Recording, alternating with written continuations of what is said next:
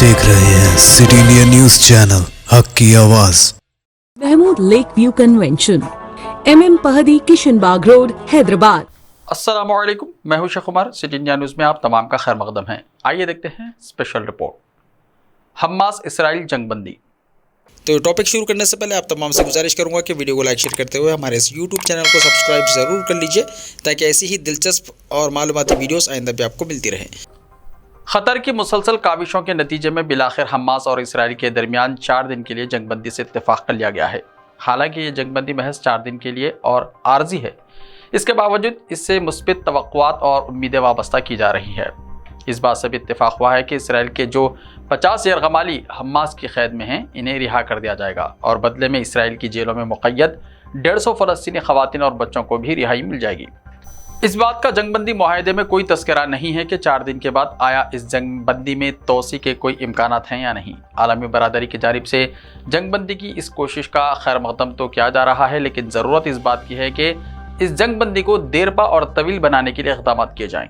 फौरी तवज्जो इसी बात पर मरकूज़ होनी चाहिए कि फ़लस्तीनियों तक इंसानी बुनियादों पर राहत और सहूलियात पहुँचाई जाएँ, इन्हें ग़िज़ा और दवा फराहम की जाए, इनके मुश्किल तरीन हालात को मुमकिन हद तक बेहतर बनाया जा सके, दवाखानों में ज़ख्मियों को तिब्बी इमदाद मिल सके और मुस्तक़बिल में दवाखानों पर हमले ना होने पाएँ।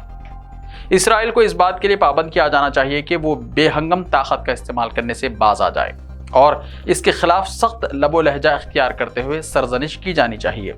इसराइल पर तहदीदात भी आयद करने का इंतबाह दिया जा सकता है ताकि इस बात को यकीनी बनाया जा सके कि जंगबंदी का जो मुआहदा हुआ है इस पर अमलावरी हो सके और इसके ज़रिए देरपा और तवील जंगबंदी को यकीनी बनाया जा सके।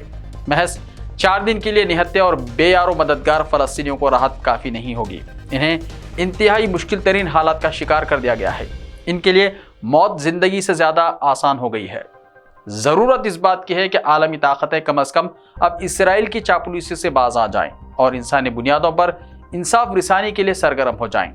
फ़लस्तीनी अवाम को उनके बुनियादी हुकूक़ से महरूम करने का सिलसिला रोका जाए और उन्हें भी मसावी मौक़े और हुकूक़ दिए जाएं। अमेरिका, चीन, रूस, बरतानिया, जर्मनी और दिगर ममालिक ने इस 4 रोज़ा जंगबंदी का खैर मकदम किया है, लेकिन इनके कायदीन को चाहिए कि वो इसी पर इक्तफा ना करें बल्कि इस जंगबंदी को देरपा और मुस्तक़बिल बनाने के मंसूबे पर फौरी अमल किया जाए।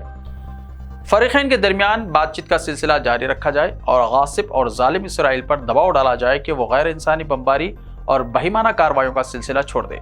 आलमी कायदीन को कई दहों से जारी इसराइल गासिबाना कब्ज़ा और तसल्लुत को ख़त्म करने और फ़लस्तीनियों के साथ इंसाफ करते हुए इस मसले की इकसोई के लिए भी कोशिशों का आगाज़ करने की ज़रूरत है।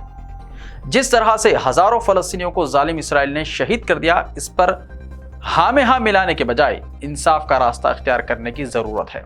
कोई वजह नहीं है कि आलमी ताकतें इस सिलसिले में अगर संजीदगी से कोशिशों का आगाज़ करें तो इसराइल पर लगाम लगाई जा सकती है। दुनिया को जालिमों का साथ देने के बजाय मजलूमों की दादरसी के लिए आगे आना चाहिए। जब तक फ़लस्तीनियों को उनका जायज़ हक़ और मुक़ाम ना दिलाया जाए, उस वक्त तक इस खित्ते में हालात के पुरअमन और बेहतर होने की उम्मीद करना फजूल होगा। अक़वाम मुत्तहिदा जैसा इदारा भी इस मामले में बेबस हो गया है। अक़वाम मुत्तहिदा सेक्रेटरी जनरल अगर इंसाफ की बात करने लगें तो इन्हें भी निशाना बनाया जा रहा है और दुनिया खामोश तमाशाई बनी हुई है। ये सारी सूरत हाल हद दर्जा अफसोसनाक है और इसको तब्दील होना चाहिए। अव्वलिन फुर्सत में फ़लस्तीनी अवाम तक इंसानी बुनियादों पर राहत और इमदाद पहुँचाते हुए इनके औसान बहाल किए जाने चाहिए। 4 रोज़ा जंगबंदी को देरपा और मुस्तक़बिल बनाना चाहिए। जंगबंदी के दौरान इस मसले की यकसुई के लिए संजीदा और हकीकी कोशिशों का आगाज़ होना चाहिए और इसराइल पर लगाम कसी जानी चाहिए। दुनिया को अपनी बेहिसी का सिलसिला बंद करना चाहिए।